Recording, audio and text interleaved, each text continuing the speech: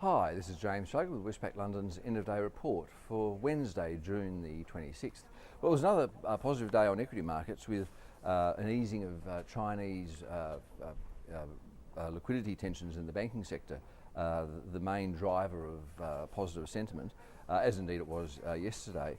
There wasn't much economic data released today. We had a downward revision to the first quarter estimate of GDP growth in the US. It was revised from 2.4% annualised to 1.8% annualised. It's interesting, if you take the last two quarters, that is the fourth quarter of last year and the first quarter of this year, we get annualised growth of 1.1% in that 6-month period. That's down from, 2% in the previous two-quarter period, and down from 3% annualised in the 6 months ended March 2012. Now, it's interesting that in the last FOMC meeting, the statement described economic growth in the US as moderate. So in other words, 1.1% annualised growth is moderate. They described growth as moderate 6 months ago, when the most recent GDP numbers were looking at 2% annualised growth.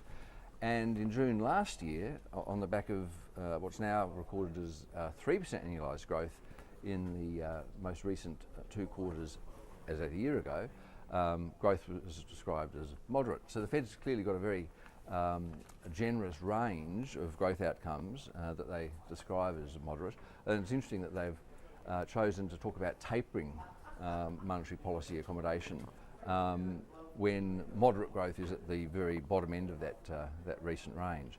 I've got to say, I mean, just talking about it internally at the bank, it does seem that there's an element of perhaps concern that the 85 billion pace per month of bond purchases perhaps does bring with it increased risks or increased costs, and that it's those sorts of reasons rather than a genuine belief that the economy is through the woods and about to grow more self-sustainably. It's those reasons that perhaps driving the perception of reluctance that seems to be coming through to keep maintaining that pace of bond purchases. Remember, the BIS, Bank of International Settlements, at the weekend said that it thought that global central banks were doing too much QE without full regard to the risks down the track. So anyway, that's that. We had German consumer confidence in, well, it's called July, but it was actually surveyed in early June, so before the latest pullback in stock markets.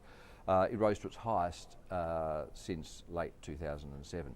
And here in the UK, the Chancellor has laid out his spending cut plans for the years beyond 2015. So assuming they stay in power after the next election, they're looking at a 2.7% cut in real terms in spending necessary to achieve a balanced budget over the medium term. Also on politics, of course, in Australia, you could say that Kevin Rudd pulled the knife out of his back and stuck it back in Julia Gillard, and in the process has probably meant that Labor will lose less seats in the upcoming election. There's some talk that the September 14 date might be brought forward to late August, August 24.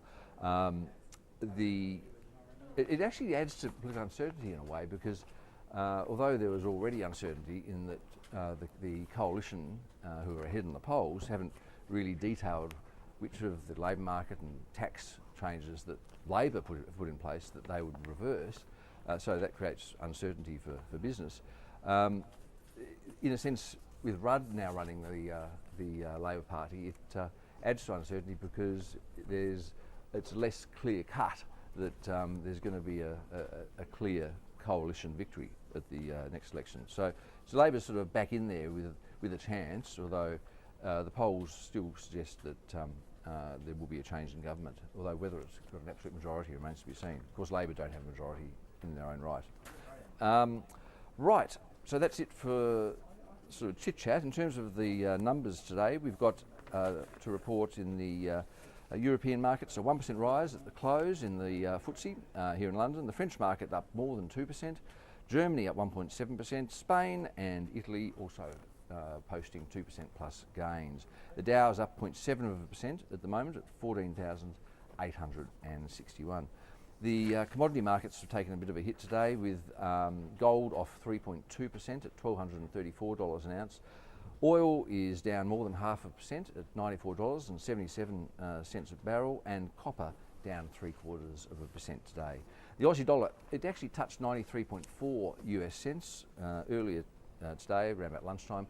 It's just gone 5 p.m. and the Aussie's at 92.9 US cents.